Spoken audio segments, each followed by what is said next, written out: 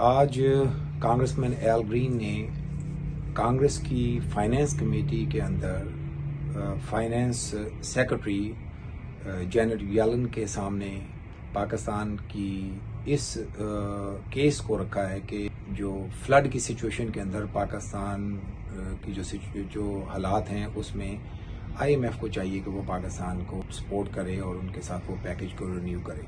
Is a case study on the effects of climate change. As you know, Pakistan has suffered greatly from the flood that took place beginning in June of 2022. I'm going to ask if you would to use your good offices to help Pakistan. It clearly is in dire need of some aid from the IMF and the World Bank as well. This global warming is something that we may deny, but Pakistan is still suffering. It emits about 1% of the global greenhouse gases. We emit more than 10%, yet Pakistan suffers. Please do what you can to help. I yield back.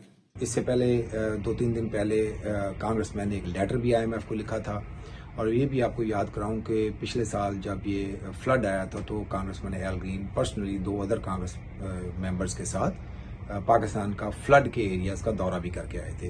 तो उनके इस question को raise करने में जो secretary finance ने बाकायदा इस चीज़ का ऐलान किया कि पाकिस्तान को IMF के जो पैकेज है, जो फ्लड का भी पैकेज और जो फिजिकल पैकेज है, दोनों को अमेरिका सपोर्ट करता है. We're supportive of the IMF's work in Pakistan, and there is a program that is helping them deal with the devastation from the floods and their pre-existing fiscal and monetary problems, and we're certainly supportive of the IMF's work there. जी, एक बहुत बड़ी मैं समझता हूँ कि आज की खबर है.